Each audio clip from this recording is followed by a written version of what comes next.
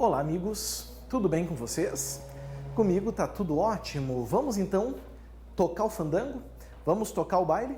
Vamos seguir com a nossa matéria de direito penal?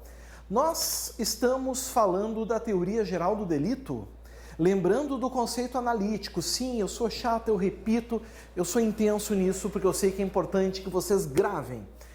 Bom, crime do conceito analítico é um fato típico, ilícito e culpável. O fato típico já foi trabalhado por nós. Tanto os elementos objetivos, conduta, resultado, nexo causal, tipicidade.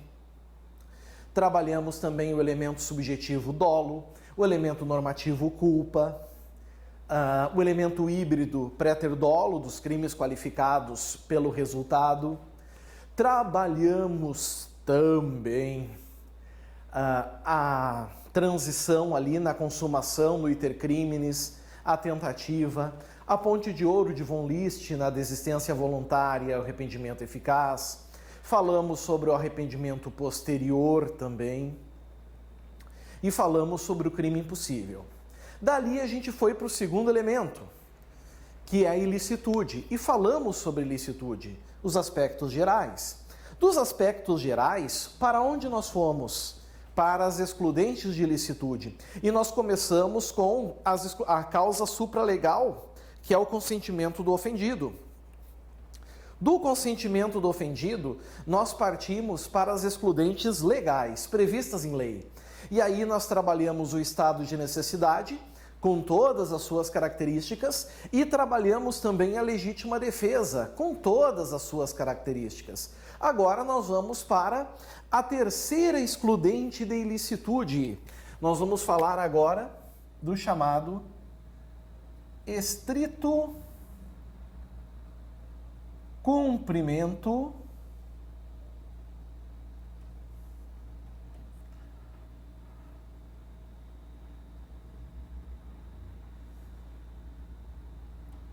de dever legal. Aqui está. O estrito cumprimento de dever legal. Bom, ao todo, meus amigos, ao todo, nós vamos ter 9 itens no estrito cumprimento de dever legal. Mas, porém, contudo, todavia, são itens pequenos, curtos. Eu acredito, o que é raro de acontecer, que nós vamos resolver o estrito cumprimento de dever legal apenas nessa aula. Nesse bloco, a gente resolve esse tema. Bom, vamos começar então, obviamente, com o item 1. E o item 1, amigos, é o dispositivo legal.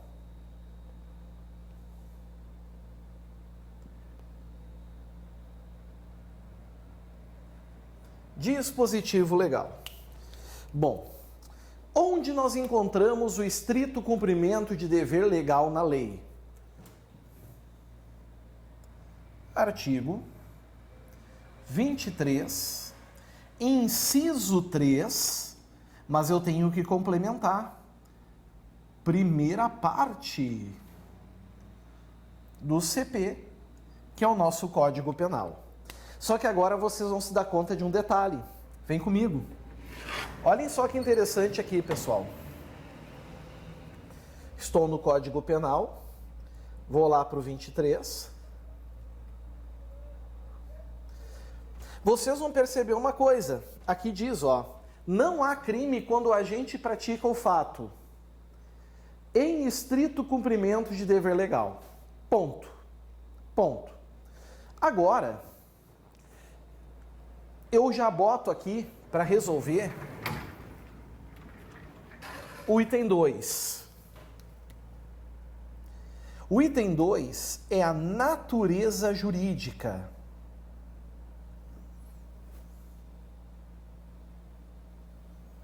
A rúbrica marginal, eu acho que eu nunca usei essa expressão com vocês. Rúbrica marginal. Toda vez que vocês encontrarem essa expressão, seja na doutrina, seja pela jurisprudência, seja por uma questão de prova, quer dizer o título que tem em cima do artigo, em cima do caput. Alguns têm, outros não têm. O Código Penal tem mais do que leis especiais. Isso é a rúbrica marginal. A rúbrica marginal deixa bem claro qual é a natureza jurídica do estrito cumprimento de dever legal. É uma causa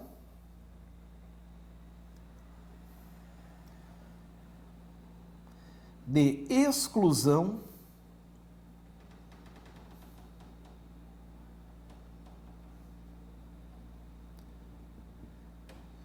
aqui está, é uma causa de exclusão da ilicitude, certo? Tanto que se vocês olharem em cima do 23 está lá, exclusão da ilicitude, não há crime. Na tua prova pode ser que diga, e vai estar certo, que é uma causa de justificação, é uma justificante, é uma eximente. Tudo isso é verdade, são tudo excludentes de ilicitude. Agora, cuidem, eu já falei isso para vocês. Se vierem dizendo que o estrito cumprimento de dever legal é uma dirimente, vai estar errado. Porque as dirimentes são causas de exclusão de culpabilidade. Lá do terceiro elemento do crime, o que não nos interessa agora. Tá bom? Vamos cuidar isso então. Causa de exclusão da ilicitude. Tá ali. Agora vem o ponto importante, que é o item 3. Eu vou ter que apagar agora. Vocês vão entender o porquê.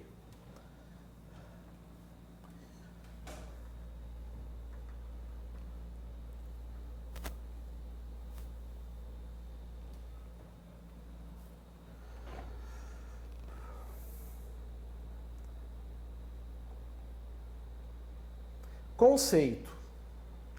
Agora nós temos uma questão interessante aqui, pessoal. Por quê? Vamos ver. Olha só. Aqui o 23, ele tem a rúbrica marginal, né? Exclusão de ilicitude. Aí vem as causas. Depois tem outra causa marginal, que é o excesso punível. Aí, o artigo 24, ele traz o conceito da primeira excludente, que é o estado de necessidade. Depois, o 25, ele traz o segundo conceito, que é o conceito de legítima defesa. Mas o conceito de estrito cumprimento de dever legal não tem. Não tem na previsão do Código Penal. Nós não encontramos. Se deram conta? O legislador optou por deixar para os intérpretes do direito, para os doutrinadores e principalmente para a jurisprudência. Certo? E aí, meus amigos, a gente tem que estabelecer um conceito. E eu decidi, então, escolher, dentre vários conceitos de vários doutrinadores, eu decidi escolher um conceito e estabelecer para vocês. Vocês podem botar assim, ó, que o estrito cumprimento de dever legal é uma causa de exclusão de ilicitude,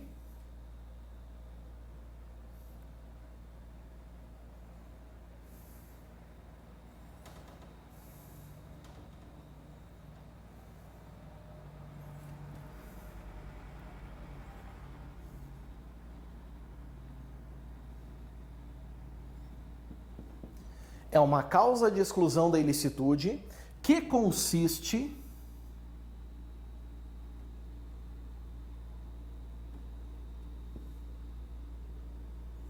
na prática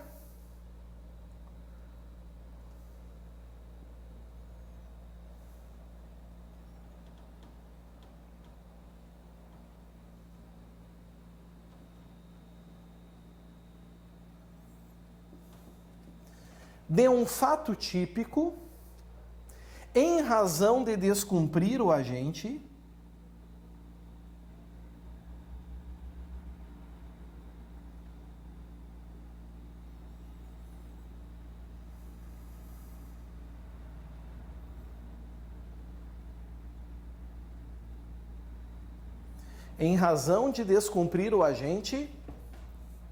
uma obrigação imposta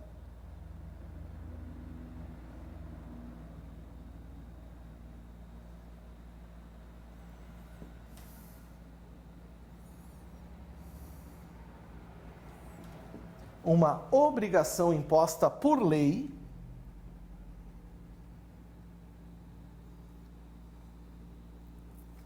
seja ela penal ou não. Aqui está. Certo? Eu acho que vocês já estão bem preparados para compreender o que é esse conceito. Primeiro, é uma causa de exclusão da ilicitude, tá? Isso a própria rúbrica marginal diz para nós, né? Lá no artigo 23 do Código Penal. Então, quem age no estrito cumprimento de dever legal não comete crime, certo? Não comete infração penal, já sabemos isso. Porque vai faltar o segundo elemento do crime, que é a ilicitude. Consiste na prática de um fato típico. Bom, amigos, vocês vão lembrar da escadinha, né?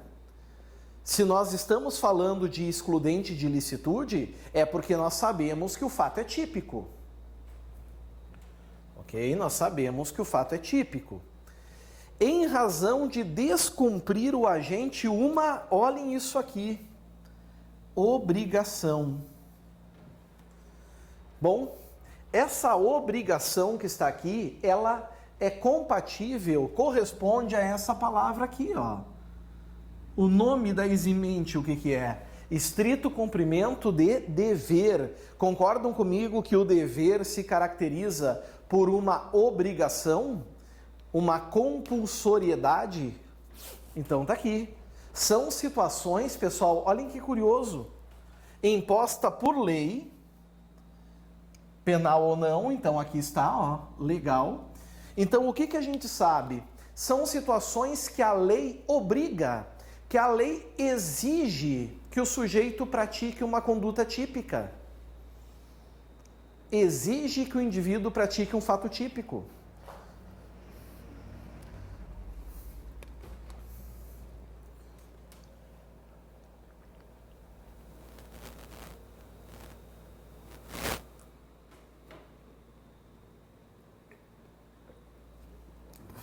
Muito bem.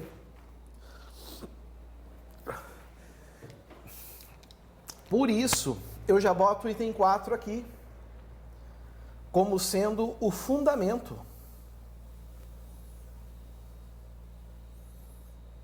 Qual é o grande fundamento do estrito cumprimento de dever legal? Amigos, a questão da razoabilidade.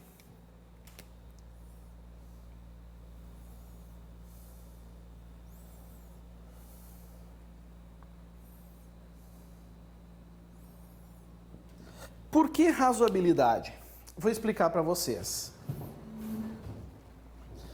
É preciso que a gente entenda que não há um despropósito sujeitar alguém a praticar um fato típico e impor a essa pessoa uma sanção. Ora, obrigar alguém a cometer um crime e ser punido por isso? O direito penal, a punição só se dá porque as pessoas optam por cometer infrações penais. Concordam comigo? Eu vou a um restaurante, eu recebo do garçom o cardápio. Eu posso escolher o que eu quiser do lado esquerdo do cardápio, desde que eu esteja disposto a pagar o que está do lado direito do cardápio. Vocês se deram conta? Então é muito importante que se atentem a isso. É muito importante. Logo, o direito ele é um todo. A divisão por ramos do direito, direito penal, direito civil, direito administrativo, constitucional, se dá para fins didáticos. Mas o direito é um só. Logo, ele tem que ser coerente. Não pode, ao mesmo tempo, obrigar alguém a praticar um fato típico e, ao mesmo tempo, punir essa pessoa porque tu está obrigando a ela a praticar essa conduta típica. Certo? Então, nós temos que ter um pouquinho de cuidado em relação a isso que eu estou falando. Bom, dito isso, pessoal, o que eu quero que vocês cuidem?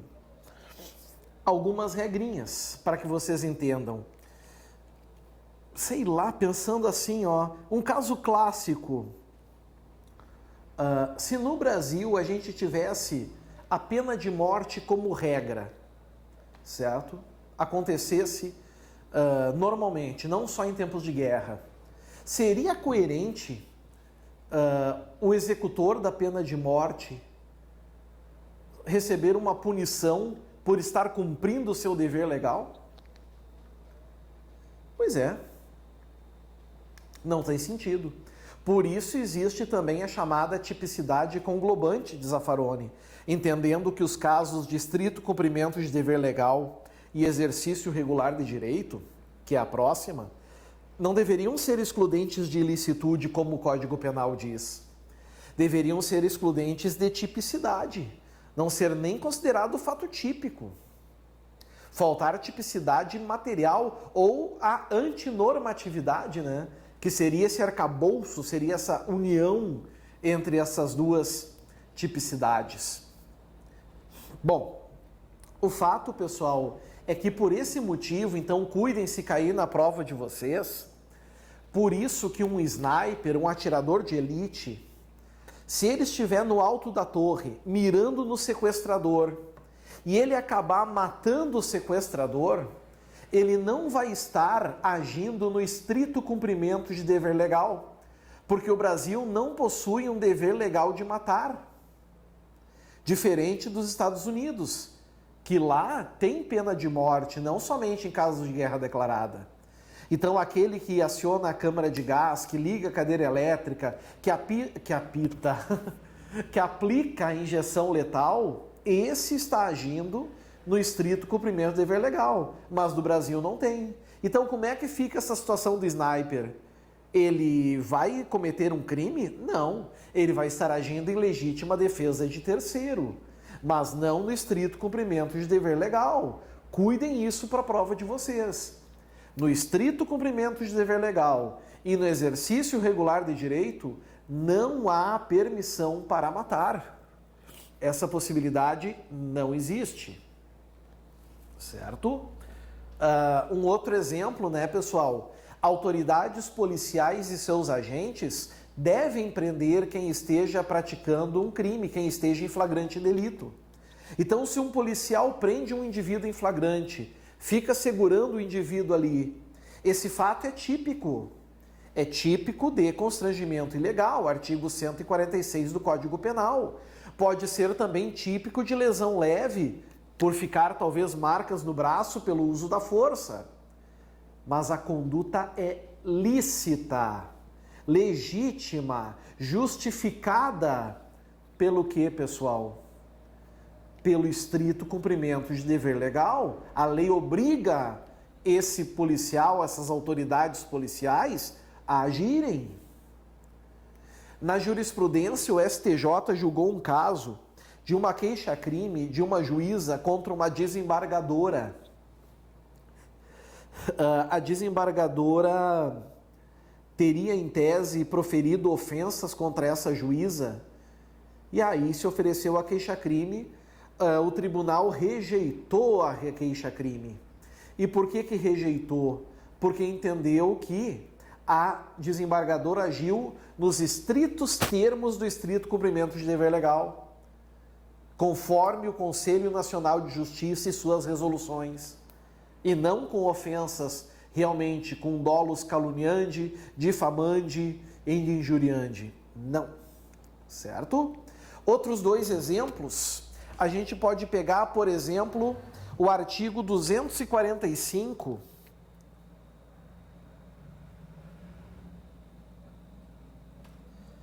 parágrafo 2º do Código de Processo Penal, e depois nós vamos pegar, já vamos botar aqui, os artigos, aliás, o artigo 190C da Lei 8.069 de 90, que é o ECA, apenas para mostrar a vocês que que o estrito cumprimento de dever legal tem que seguir regras legais e não precisa ser somente a Lei 2848 de 40, que é o Código Penal. Então vamos lá, no CPP primeiro, pegar o 245.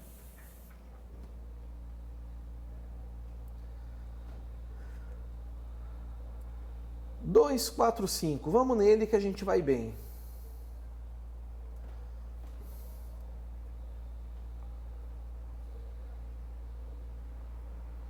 Estou chegando.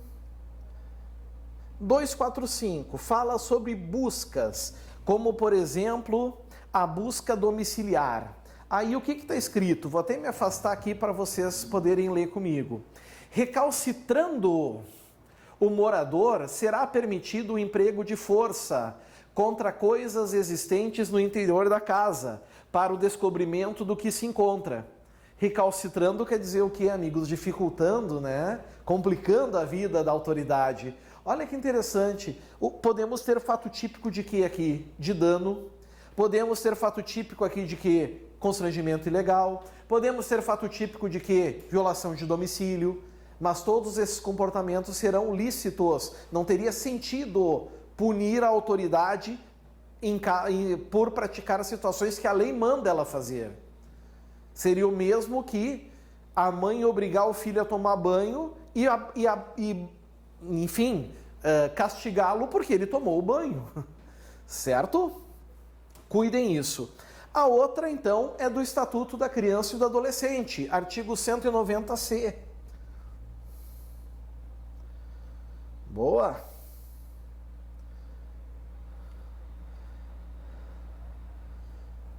Vamos nele.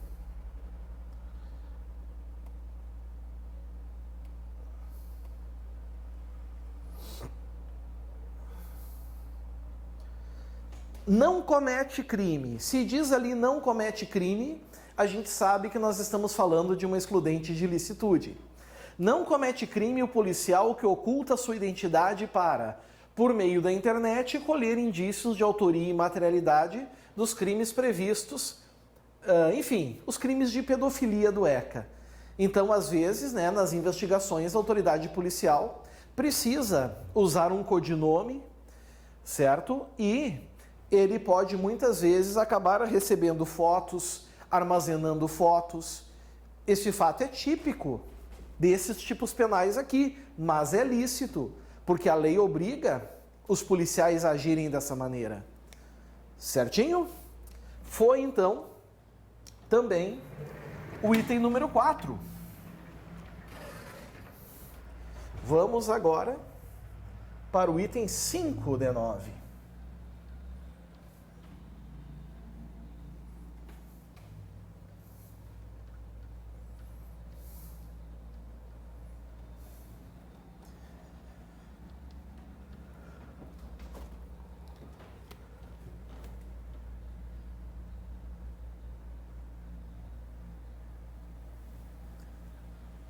Dever legal, não é? Dever legal. Bom, o que a gente tem que cuidar aqui, pessoal, no dever legal? Primeiro, esse dever é legal, ou seja, advém do quê? Da lei. Agora, o que já costumou cair em prova e pode também cair na prova de vocês? Que lei seria essa? Que lei poderia ser essa? Será que tem que ser a lei em sentido estrito? Aquela lei que passa pelas casas do Congresso Nacional? Na verdade, amigos, não. Essa lei aqui é uma lei em sentido amplo. Logo, pode ser, por exemplo, medidas provisórias que emanam do Poder Executivo, do Presidente da República. Pode ser também decretos. Pode ser também resoluções. pode ser também portarias, podem ser leis estaduais, podem ser leis municipais, é a lei em sentido amplo, ou ainda, né, de contexto genérico. Não precisa necessariamente ser uma lei penal, como exemplo lá o Código de Processo Penal. Pode advir direto da Constituição, pode vir de uma Constituição estadual, pode vir de uma lei orgânica. Se deram conta? Então a gente tem que cuidar um pouco isso. Um outro cuidado, pessoal, aqui. Aí sim eu quero que vocês prestem um pouquinho de atenção por causa da prova. Vamos botar em letras garrafais.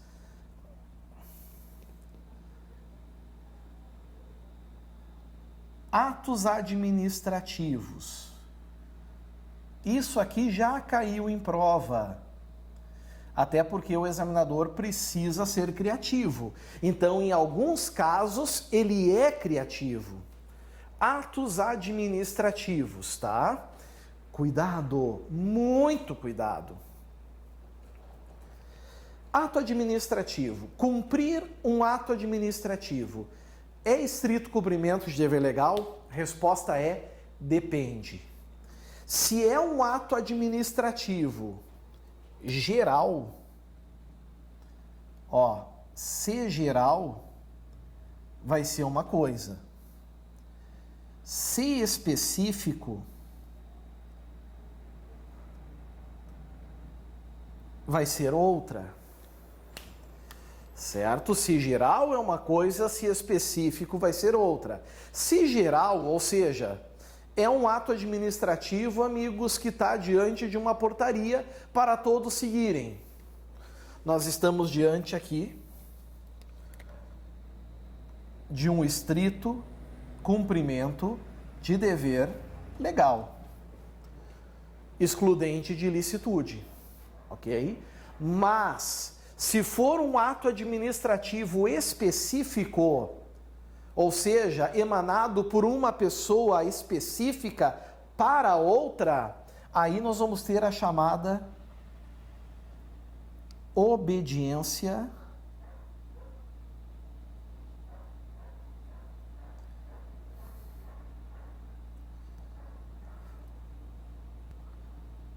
hierárquica, certo? Bom, aqui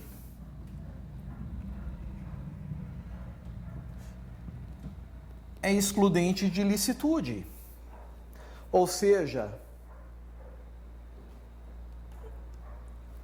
o fato é típico, mas ele é lícito e não é crime.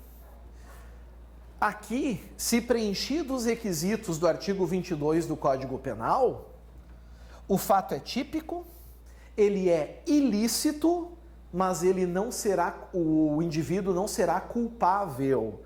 Será uma excludente de culpabilidade.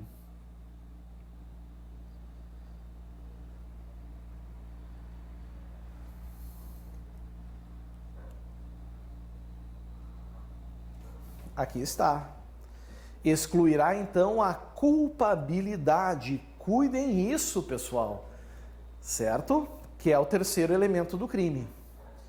Preenchidos os requisitos, claro. Ok? Fechou? Mais um detalhe importante ainda. Se esse dever for moral, social, religioso,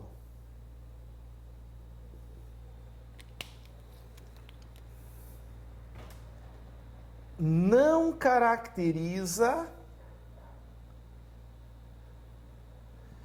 o estrito cumprimento de dever legal, porque dever moral não é lei, social não é lei, religioso não é lei. Por exemplo, imaginem um padre ou um pastor que entram em uma casa, arrebentam a porta e entram numa casa para expulsar maus espíritos. Eles não podem alegar estrito cumprimento de dever legal. Certo? Vai ser fato típico de dano, de violação de domicílio e responderão por essas condutas. A não ser que lá na culpabilidade seja excluída pelo erro de proibição, o que é pouco provável, principalmente para o padre, que com certeza é obrigatório ter ensino superior. Certo? Então, eliminamos aqui o item 5. Entramos agora no item 6 de 9. Item 6, item 7, item 8 e item 9.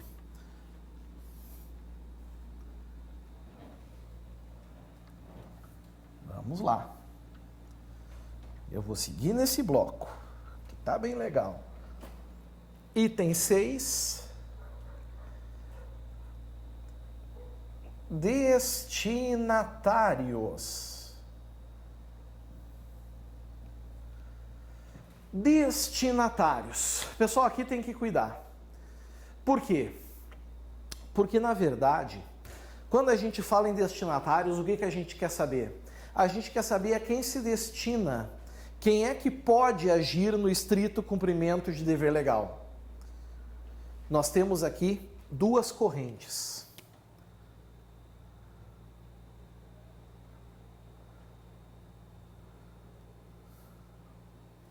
Duas correntes.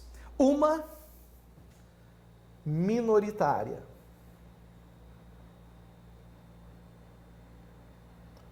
Outra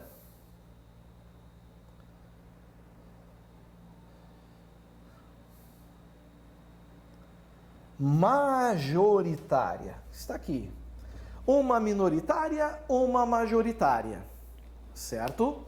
Bom, a minoritária, que vocês têm que saber em uma prova discursiva, que vocês têm que saber em uma prova oral, saber para diferenciar, ou se a banca pergunta de forma específica, a minoritária entende que só pode agir no estrito cumprimento de dever legal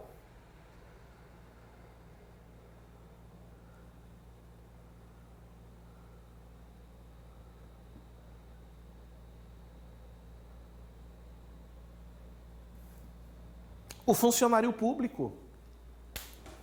Só o funcionário público. Certo? Aqui está. Como, por exemplo, aquele caso de prender em flagrante delito. Qualquer do povo poderá, mas as autoridades policiais e seus agentes deverão quem esteja praticando, quem esteja em flagrante delito. Então está aqui, funcionário público, ou na função, né? Ou na função, como exemplo.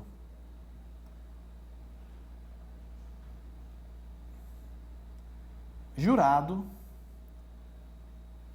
mesário, são os chamados funcionários públicos por equiparação, certo? Jurado, mesário e por aí vai. Esse é o entendimento, certo?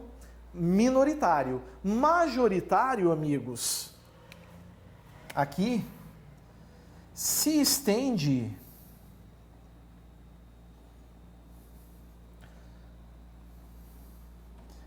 aos particulares.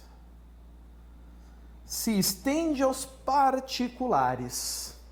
Ou seja, tanto o funcionário público quanto um particular pode, meus amigos, agir no estrito cumprimento de dever legal, porque sim, em alguns casos a lei manda particulares praticarem um fato típico, certo? A lei manda. Exemplo.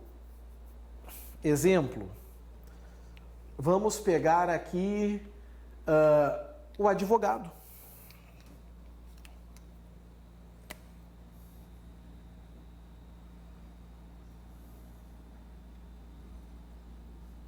E na questão do advogado, a gente pode analisar o artigo 7º, inciso 19. Além disso, o parágrafo 2º e 3º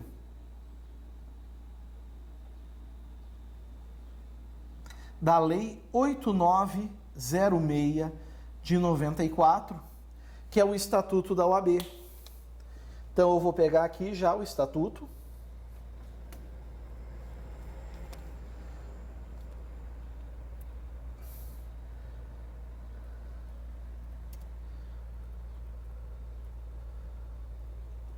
Lei 8906 de 94. Quero ver se não precisa compilar.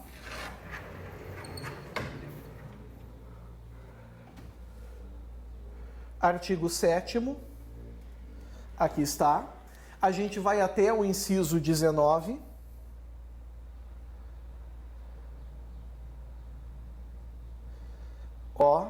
São direitos do advogado.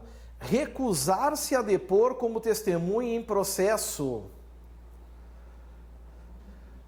Como testemunha ou processo no qual funcionou ou deva funcionar, ou sobre fato relacionado com pessoa de quem seja ou foi advogado, mesmo quando autorizado ou solicitado pelo constituinte, bem como sobre fato que constitua sigilo profissional. A lei manda guardar sigilo. Então, quando o advogado fala, por exemplo, ou se omite, claro, né? Quando se omite, isso, embora seja um fato típico de falso testemunho, para ele é lícito, porque ele está agindo no estrito cumprimento de dever legal, que é o dever do sigilo. Artigo 2º, parágrafo 3º. Artigo 2º, parágrafo 3º. Vamos lá. O advogado é indispensável à administração da justiça. Parágrafo 3º. No exercício da profissão, o advogado é inviolável por seus atos e manifestações nos limites dessa lei. Quando eu pego o CPP, eu posso ir lá no artigo 207 e achar algo no mesmo contexto. Vamos lá, deixa girar aqui. 207.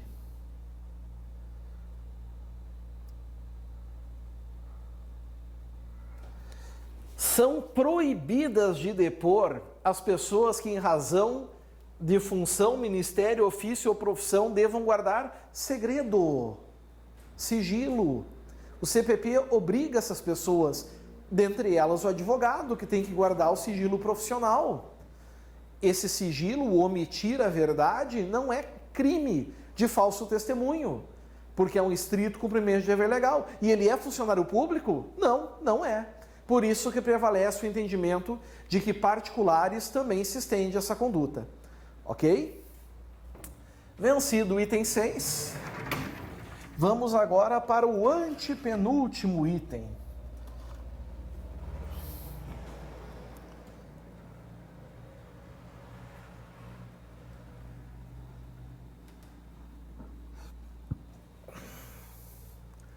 Vamos para o item número 7.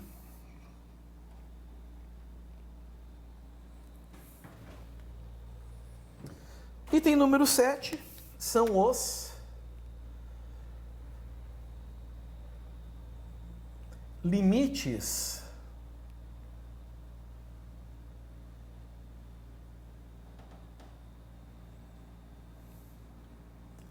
da excludente. Limites da excludente. Pessoal, cuidado. Ou seja, o nome da excludente é o quê? Estrito. Ou seja, tem que estar ali. Por exemplo, o policial, ele tem a obrigação por lei de ir lá e prender em flagrante. Agora, ele pode esmurrar o sujeito até a morte? É óbvio que não.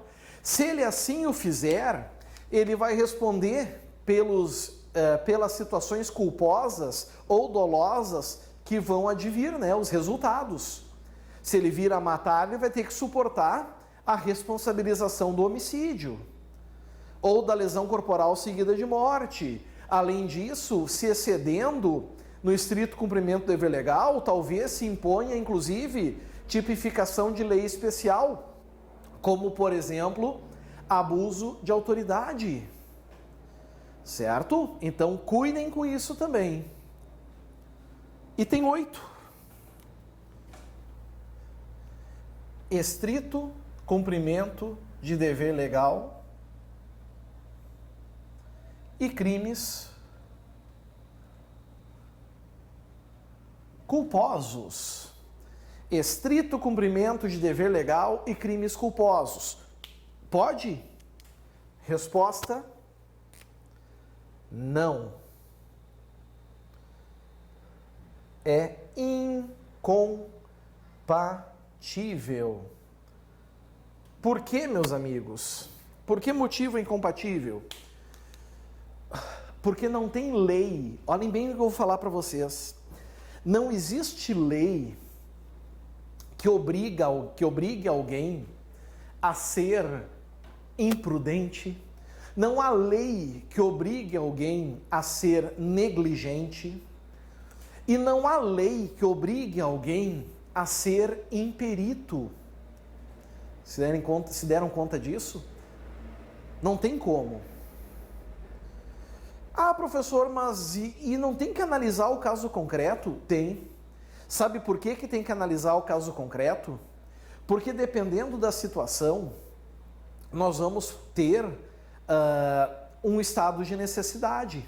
Aí sim.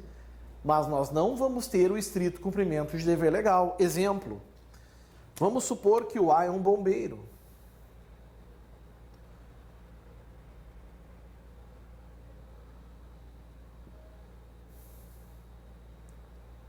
E ele pratica excesso de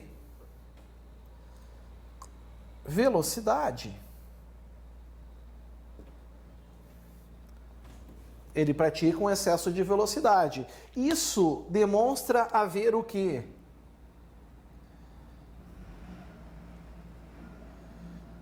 Imprudência. Elemento culposo. Certo? Mas por que ele está em alta velocidade? Por que ele está fazendo isso? Porque ele está indo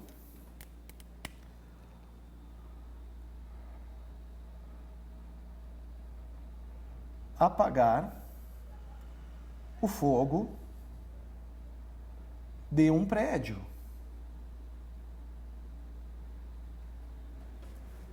Ok. No meio do trajeto, ocorre o atropelamento.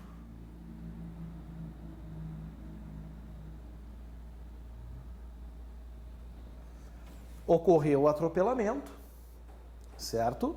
Conduta que gerou a morte de alguém.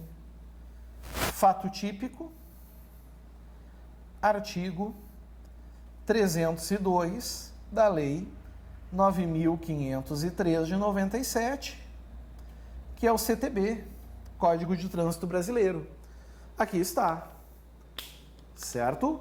Aqui é o fato típico, mas ele sacrificou a vida alheia para preservar mais vidas. Vai ter que se analisar o caso concreto agora para ver se não se resolve pelo estado de necessidade aqui. Mas não é o estrito cumprimento de dever legal. Certo? Cuidem isso com o item 8. Vamos apagar e agora vamos para o último, então, e derradeiro.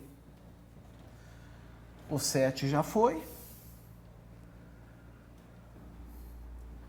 O 8 já foi.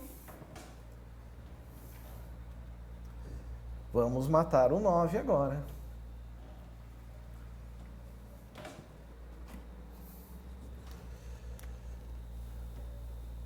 Comunicabilidade.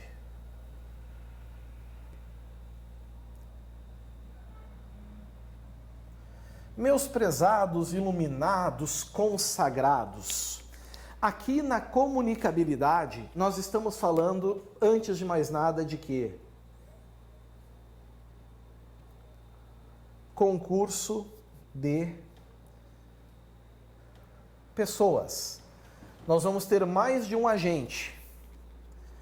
O que eu quero saber é o estrito cumprimento de dever legal. Ele se estende aos outros coautores ou partícipes de um crime? Já caiu em prova? Vocês têm que saber. Resposta é sim. Se estende. Não teria sentido, amigos, o mesmo fato, prestem atenção, não tem sentido o mesmo fato ser lícito para um e ilícito para outro. Então, exemplificando, certo? A é um funcionário público que responde por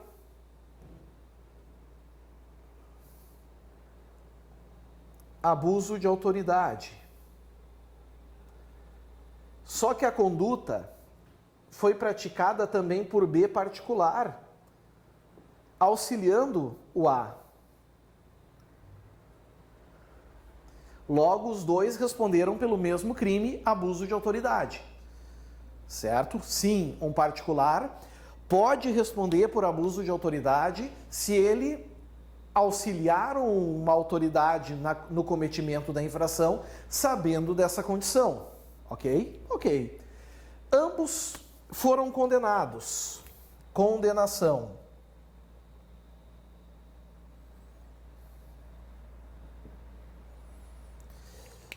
O A recorre. Entra com apelação. O B não recorre. Ou seja, o B se conforma com a condenação. O tribunal julga o recurso de A. E ao julgar o recurso, absolve. Entendendo, meus amigos, que houve estrito cumprimento de dever legal. Entendendo que houve estrito cumprimento de dever legal para o A, mesmo que o B não tenha recorrido, essa decisão vai se estender a ele. Então sempre se comunica, vai alcançar isso aqui, ó. Aqui está. Certo? Alcançará, desculpem, o coautor ou o partícipe. Certinho? Muito bem. Dito isso, pessoal, eu vou agora apagar aqui o item 9.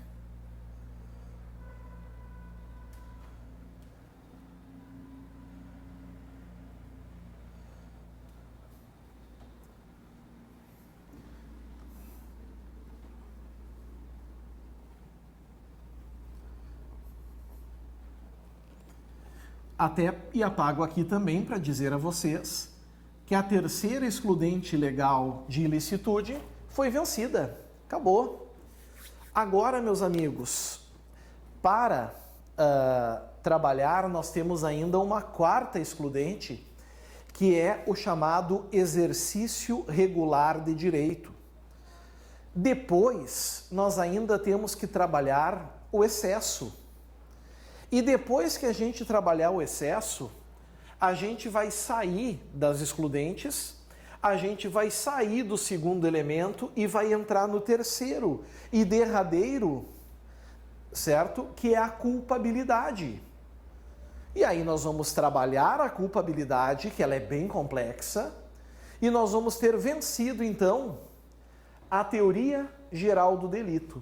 E dali será mudado o nome para crimes em espécie, crimes contra a pessoa.